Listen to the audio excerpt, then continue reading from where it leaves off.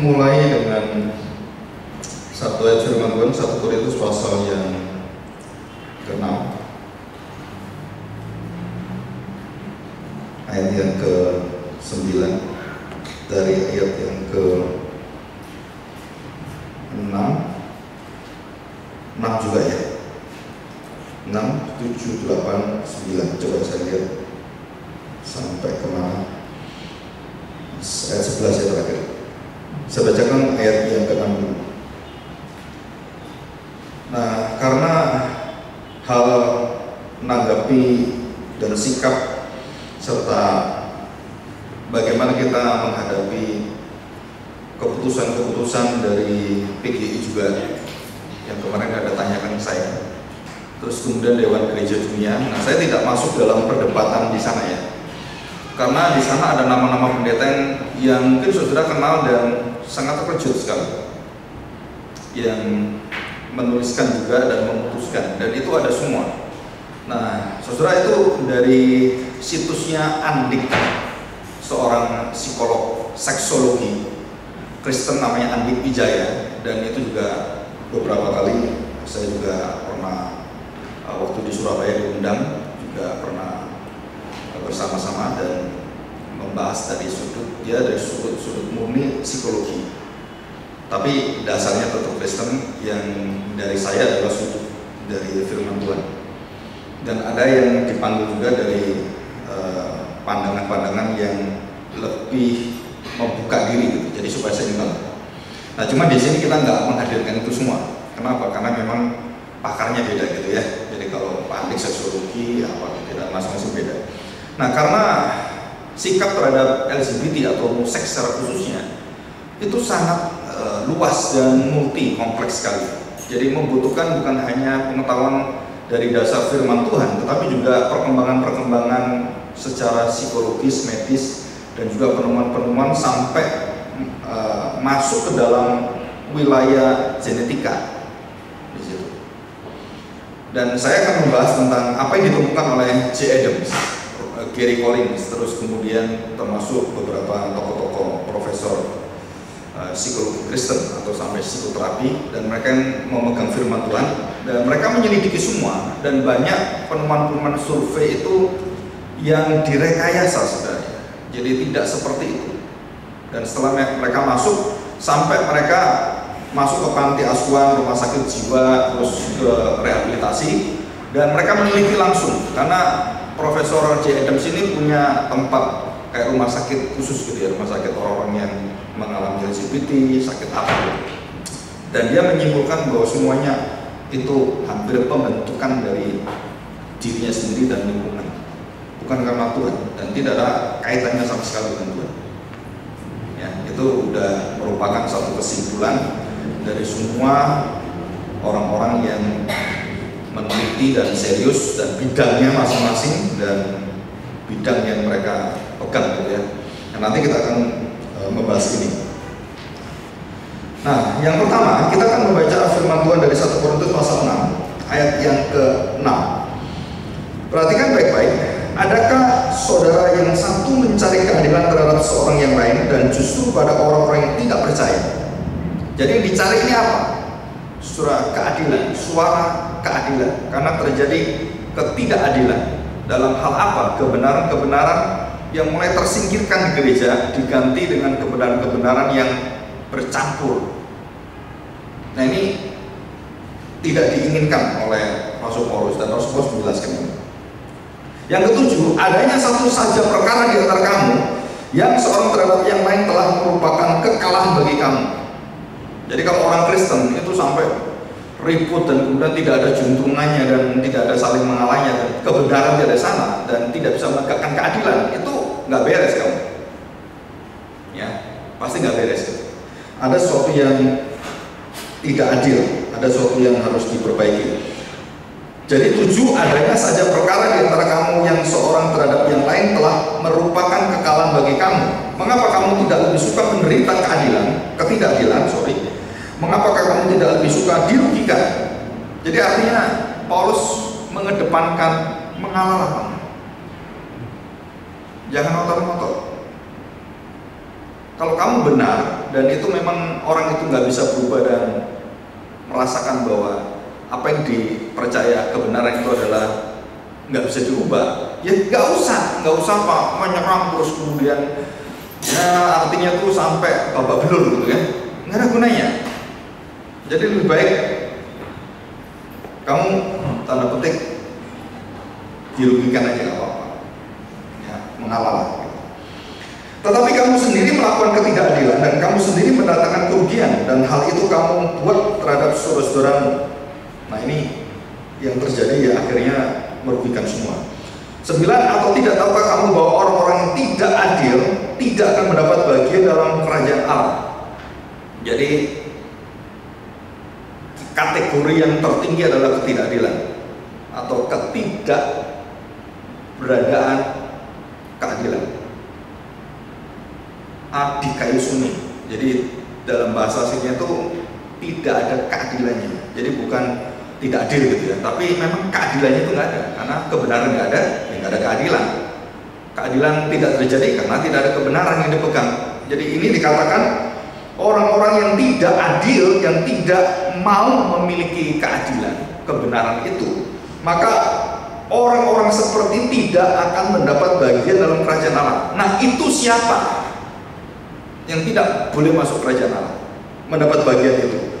Janganlah sesat. Nah, saudara, ini yang terdaftar orang cabul yang setara dengan penyembah berhala, yang juga sama dengan orang berzina, orang banci, tahu ya banci ya? Dan dikatakan sini orang pemburit, melakukan hubungan seks bukan wajar tetapi melalui yang tidak wajar. Jadi pemburit. Jadi kalau perempuan itu ada diciptakan Tuhan yang memang berhubungan seksual memang sudah tempatnya. Tetapi yang dipakai adalah bukan yang tempatnya yang diciptakan dan fungsinya itu, tapi mereka memakai anal seks, jadi dubur. Baik laki-laki dengan perempuan atau laki-laki dengan laki-laki atau perempuan dengan perempuan. Jadi ini pemburit ini lebih konteksnya adalah sebenarnya salah di dalam fungsi seksual. Dan kemudian kenapa ditulis pemburit dan kemudian ada banci juga? Karena yang melakukan itu berkaitan dengan orang-orang seperti itu. Karena mereka tidak melihat fungsi secara kodratnya, tapi mereka melihat fungsi secara kenikmatannya. Jadi dysfunction seksual. Nah, saudara, mengapa ini berdosa? Karena bukan fungsinya sebagai tempat untuk melakukan hubungan seksual. Nah, minggu lalu kita sudah mendapatkan penjelasan kalau cuma fungsinya, akhirnya manusia itu bisa melakukan dengan binatang karena fungsinya sama. Yang penting saya menikmati seks. Jadi gak peduli melalui perempuan atau melalui fungsi yang Tuhan ciptakan, ya di tempat di mana perempuan itu bisa menerima semua hubungan seksual itu. Nah yang tidak, yang buang kotoran, dubur kan buang kotoran. Nah itu difungsikan oleh seksual, itu berdosa karena bukan fungsinya. Nah ini dosa-dosa pemburit ini adalah dosa-dosa yang termasuk di dalam dosa kategori besar ketidakadilan yang tidak memiliki kebenaran. Nah dosa ini tidak bisa diterima oleh Tuhan dan masuk dalam kerajaan Allah tanpa anugerah kasih Kristus dan penebusannya. Ya. Saya lanjutkan. Pencuri, orang kikir, pemabuk, pemfitnah, dan penipu tidak akan mendapat bagian dalam kerajaan Allah. Saudara, kenapa pengkategorian ini penting untuk melihat masalah homoseks, LGBT semua? Karena Alkitab memberikan kita bahwa kategorinya itu di sini. Jadi penanganannya adalah penanganan bukan masalah-masalah legalitas dan masalah dengan perasaan atau masalah dengan hubungan relasi, bukan. Tapi masalahnya masalah melanggar ketidakadilan Tuhan dalam Alkitab, ya, bukan di luar Alkitab. Hukum manusia, bukan. Ini di dalam Alkitab.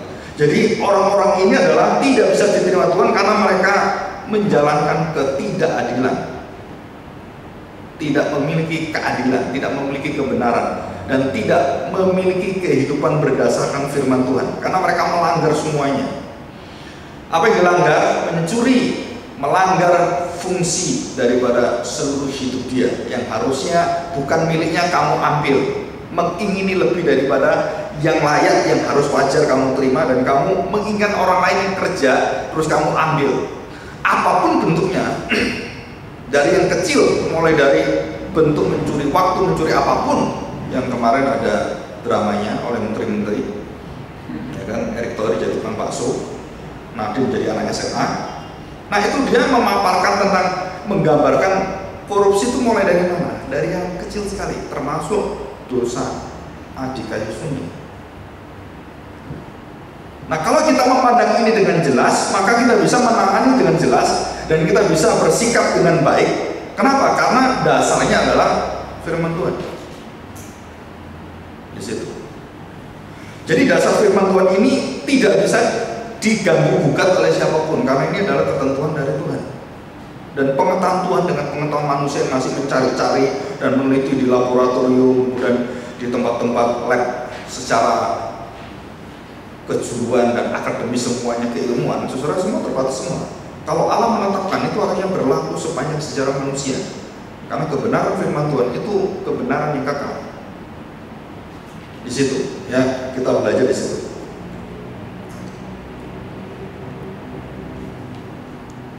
Oke, kita lanjutkan. Nah, bagian yang ke 10, pencuri, orang kikir, pemabuk, memfitnah, dan penipu tidak akan mendapat bagian dalam kerajaan Allah. Dan beberapa orang di antara kamu demikianlah dahulu, tetapi kamu telah memberi dirimu disucikan. Perhatikan ya, beberapa di antara kamu ada yang demikian, tetapi kamu telah memberi dirimu disucikan, kamu telah dikuduskan, kamu telah dibenarkan dalam nama Tuhan Yesus Kristus dan dalam roh Allah kita. Jadi perbedaannya apa sekarang? Kalau kamu dulu melakukan itu di luar Kristus, kamu sekarang di dalam Kristus, yang seharusnya tidak boleh dilakukan dalam Kristus. Karena kamu sudah disucikan, dikuduskan, dan dibenarkan. Jadi Paulus tidak mengatakan, ya kamu masih diperbolehkan. No, sama sekali tidak diperbolehkan. Tapi kalau daging kamu masih kecanduan, ketagihan, nah itu masalah pengudusan. Tetapi prinsipnya adalah Tuhan tidak menerima penyimpangan-penyimpangan seperti itu, dan Tuhan itu menganggap sebagai melawan kebenaran Tuhan, ketidakadilan Tuhan. Di situ.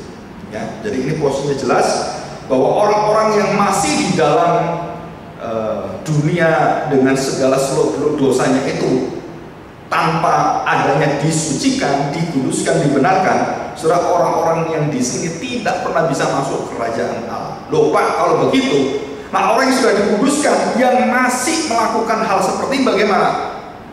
Diselamatkan.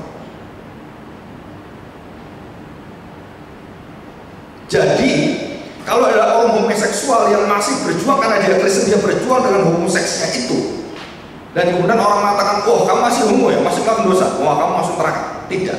Kenapa tidak? Karena homoseks tidak menyebabkan orang diselamatkan dan tidak diselamatkan. Nah ini kebenaran Alkitab ini harus kita pegang.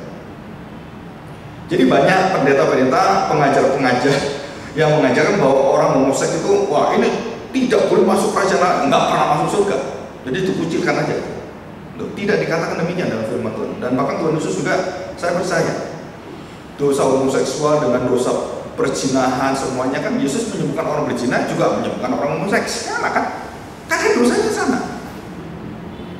Nah posisi yang seperti inilah yang membuat orang akhirnya salah mengerti menjadi dua kubu. Yang satu menolak mentah-mentah semua dosa seksual dan termasuk keberadaan di gereja, dan mereka dikucilkan, dimusuhi, dan tidak diberikan kesempatan apapun di gereja. Nah ini kesalahan besar. Tapi yang terjadi, kebanyakan yang terjadi adalah bersikap untuk mengucilkan. Dan semua gereja seperti ini, hampir semuanya. Ya, saya bersyukur kita belum ada anggota kita yang jika ada orang masuk, datang dan memiliki kecenderungan kesalahan seperti itu, saudara, kita memperlakukan dia seperti Tuhan Yesus memperlakukan orang-orang berbuat dosa seperti pemburi, penipu, berzina, sama-sama harus disucikan, dikuduskan, dan dibenarkan. Jadi mereka harus dibawa kepada Kristus. Nah, kalau sudah dalam Kristus mereka percaya dan terjadi pergumulan yang berat, maka kita tidak bisa mengatakan karena kamu masih melakukan dosa, mencuri, dosa berzina, dosa mengingini, dosa kikir, maka kamu tidak bisa masuk surga. No, bukan. Jadi tadi jangan hanya homoseks saja, tapi dosa yang di list, didaftar oleh Rasul Paulus, sudah itu semua sama. Jadi kalau saya sekarang saya mencuri, kan, suatu hari saya mencuri lagi, waduh, saya masuk neraka. Bukan. Masuk surga atau masuk neraka itu bukan karena kamu jadi homoseks, kamu jadi pencuri, bukan, tapi karena kamu dimeteraikan oleh darah Yesus, kamu disucikan, dikuduskan, dan dibenarkan. Di situ. Jadi orang-orang homoseks kalau datang, yang paling aman adalah datang kepada siapa? Kepada Tuhan Yesus. Karena tempat yang paling bisa menerima orang seperti ini adalah Tuhan sendiri. Tetapi sayangnya gereja sulit menerima itu seperti Tuhan menerima mereka. Itu aja sih.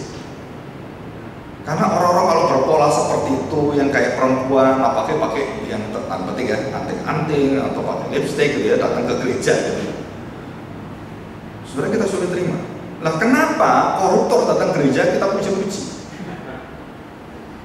Dosanya besar mana kalau dihitung gitu kan? Menyengsarakan rakyat mana? Ya banyak koruptor kan. Maka lagi digodok, koruptor mau dihukum mati oleh pemerintah. Udah mentok dia. Mau gak mau harus hukuman terakhir capital punishment, hukuman mati. Apakah hukuman mati itu juga diterapkan kepada orang homoseks? Ya keterlaluan juga gitu kan. Kenapa? Karena itu penyakit yang bisa direhabilitasi, bisa diperbaiki, walaupun ada beberapa pribadi-pribadi yang tidak bisa sepenuhnya akan sembuh seutuhnya. Semua yang bersifat adiktif itu nggak bisa sembuh itu. Pornografi, homoseks, dan semua gaya hidup tidak pernah sembuh 100%. Kenapa? Karena sudah masuk dalam daging kita, dan kita sekali waktu akan ketagihan lagi, sekali waktu akan jatuh lagi. Dan Tuhan tahu dagingmu itu harus diganti dengan tubuh yang baru. Kenapa tubuh yang kita nanti akan diubahkan? Ya karena nggak berlaku lagi. Jangankan kita, Rasul Paulus pun mengalami hal sama. Apa yang aku pikir baik, yang aku tahu firman Tuhan, loh daging saya itu kok bisa melakukan yang nggak baik? Kok masih marah dengan orang? Kok masih sama? Saudara? Dosa ini dengan dosa homoseks sama.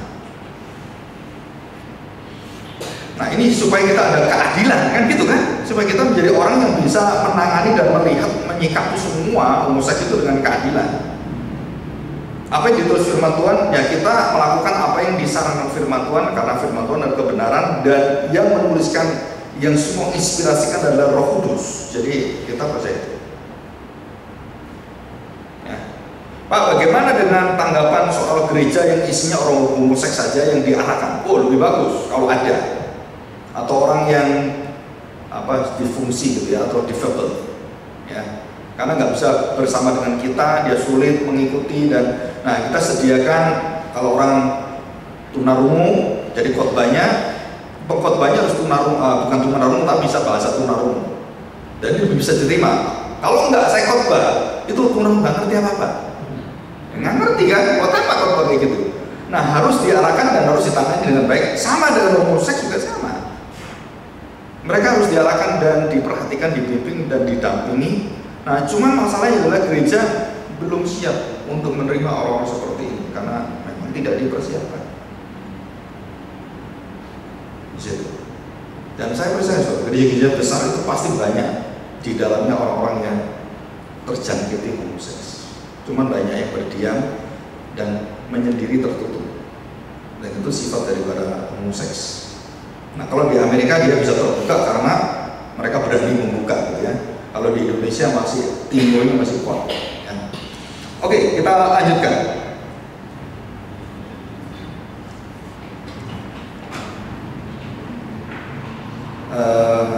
Slide yang ke-9 dari 1 Korintus ya.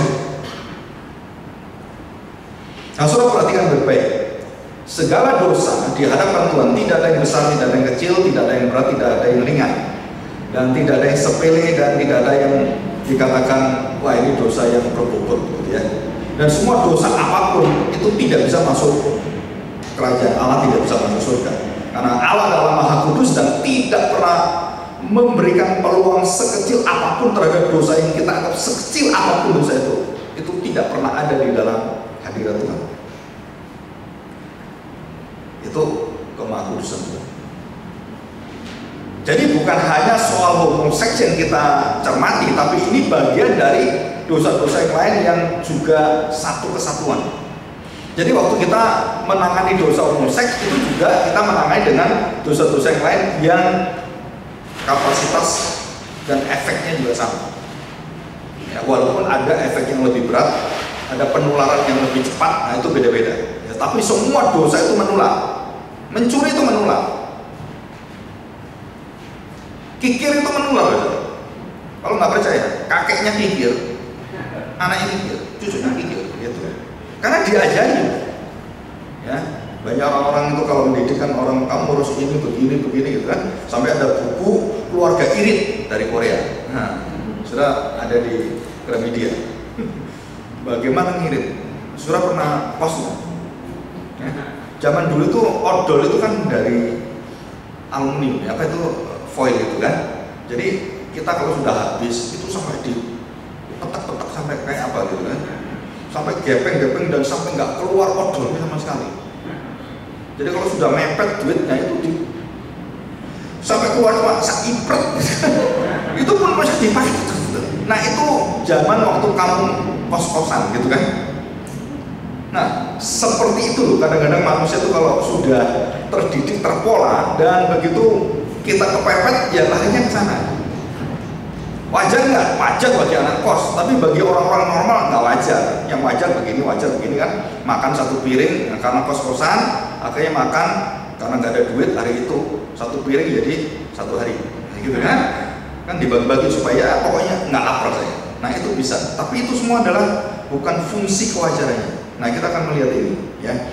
Jadi dosa-dosa yang dinyatakan ketidakadilan, bagian melawan kerajaan Allah, saudara itu semua termasuk di dalam semua dosa dan banyak dosa yang lain yang belum diliskan didaftarkan oleh Rasul Paulus. Dan hampir semua dosa itu sama. Sifat dosa, sinful nature of sin. John Owen dengan bagus sekali, saudara, Bapak Puritan John Owen itu menuliskan tentang dosa itu indah sekali. Saudara, jika kamu tahu betapa dosanya dosa itu, Pak, maksudnya apa Pak? Saya tahu dosa, tapi sifat dosa yang ada dalam diri saya, bagaimana saya bisa mengerti dosanya saya itu membawa dosa-dosa yang begitu banyak dosa-dosa yang lain. Saudara, Tuhan cuma melarang beberapa jangan. Orang Israel kemudian membuat pendaftaran dosa yang tidak boleh apa sampai 1 tahun 365 hari tiap hari itu dosa apa nggak boleh itu diapalin. Dan dari 365 hari jadi 1000 berapa, jadi puluhan ribu aturan-aturan, dari puluhan ribu aturan menjadi ratusan ribu aturan. Kalau jalan harus mulai dari kiri dulu, kalau mulai dari kiri dulu, dan semua diatur semua. Dari 10 hukum itu jadi ribuan kata aturan yang ada, sampai kehilangan pusatnya, kehilangan prinsipnya. Mereka lupa hari Sabat diciptakan untuk manusia, bukan manusia untuk hari Sabat. Nah itu diingatkan oleh Tuhan Yesus. Jadi kamu udah kebablasan ini. Seperti itu, ya. Jadi dosa yang ada adalah dosa yang sama. Kalau kita mengerti sifat dosa itu sangat berdosa, artinya membawa dampak yang begitu besar. Dan dosa-dosa yang kita lihat di dalam Alkitab yang langsung dihakimi, dihukum, dan dibinasakan Tuhan itu berkaitan dengan dosa seksual.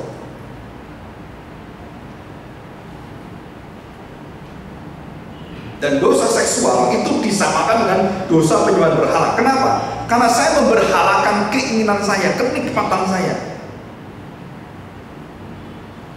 Jadi saya mengalahkan diri saya dengan apa? Dengan seks. Ya. Saudara tahu Kama Sutra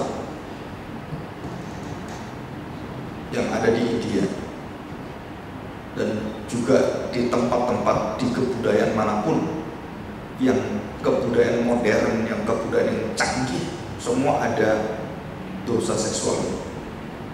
China ada, Jepang ada, Thailand ada, dan semua ada dosa Kama Sutra itu. Dan semua dilakukan dari mana? Dari kerajaan. Dari kerajaan. Orang miskin itu nggak berpikir ke sana, mikirin gimana. Hidup aja setengah mati. Nah, orang bisa menikmati seksual adalah orang punya kedudukan yang sangat tinggi dan punya kesenian sangat tinggi, punya semua beradab sangat tinggi, dan dia dosa di sini. Jadi seni seksual itu Kama Sutra. Dan ini orang-orang apa? Yang dianggap sebagai satu seni, dengan sebagai kenikmatan. Dan kalau itu cuma dibatasi dengan suami istri, saudara, itu tidak melanggar kekudusan. Asal semua fungsinya benar. Tapi begitu tuh menjadi pelajaran bagi manusia yang ingin menikmati seks. Wah, saudara, itu rusaknya luar biasa. Jadi free sex bukan hanya tahun 70 orang-orang Amerika free sex, bukan. Sudah lama. Dan bahkan yang mengajar siapa? Kuil-kuil itu loh.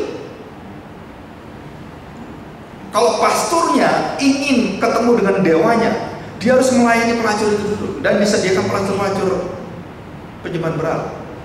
Dan Salomo melakukan itu loh. Di mana? Di Bait Allah. Jadi dia dengan istrinya, dengan semua, bukan free sex, tapi seks, open sex. Dan itu di Bait Allah. Tuhan benci, Tuhan marah, dan Tuhan hancurkan seluruh kerajaan Salomo. Dan untung Salomo nggak dibinasakan Tuhan, karena perjanjian dia kepada Daud. Dan Salomo melakukan dosa yang mengerikan, termasuk di dalamnya adalah homoseks. Bukan Salomo melakukan penyembahan berhala itu, pasti ada homoseks, nggak mungkin kan? Dan Salomo mengizinkan itu terjadi di depan mata dia. Seperti kita mengizinkan orang terlibat dalam pornografi. Anak-anak kita yang apa-apa dan cepat belajar ya. Edan itu orang tua. Belajar seksual. Ada loh orang tua nemeni anaknya mendidik seksual dengan apa? Dengan lihat pornografi. Ada guru dari India datang ke saya tentang penemuan di India begini-begini, dan akhirnya pendidikan di India itu mulai umur 15 tahun itu papanya, mamanya harus menemani anaknya lihat pornografi. Saya tahu bener nggak ya? Pak, ini ada loh Pak, di negara-negara itu begini-begini. Waduh, saya nggak mau tahu. Kenapa? Kita masih ingat kemarin bahwa Nuh waktu kedapatan oleh anaknya, auratnya kelihatan, itu tidak boleh dilihat loh. Ham waktu melihat dikutuk oleh Tuhan. Nah sekarang kok malah anakku suruh lihatin? Itu tidak diperbolehkan, Saudara. Saudara pernah ke satu sekolah teologi lagi, saya nggak sebut namanya. Asramanya ada wanita telanjang bulat ditempel di sana. Ini mahasiswa teologi ya. Saudara mau ngomong apa ya? Waktu saya berkunjung, ampuni dosa kami Tuhan, gitu kan? Terus ditanya, loh kenapa kamu bisa nggak? Asal hati tidak berzina, asal dilihat itu sebagai karya sendiri, nggak dosa. Hebat juga ya kamu ya, bisa lihat itu sebagai karya sendiri ya. Bapak lihat patung daripada Daud yang telanjang bulat kelihatan alat vitalnya, ada kan Daud yang begini? Kenapa semua orang kok nggak pikirannya aneh? Saya beritahu, antara seni dengan seksual itu ada batas-batasnya.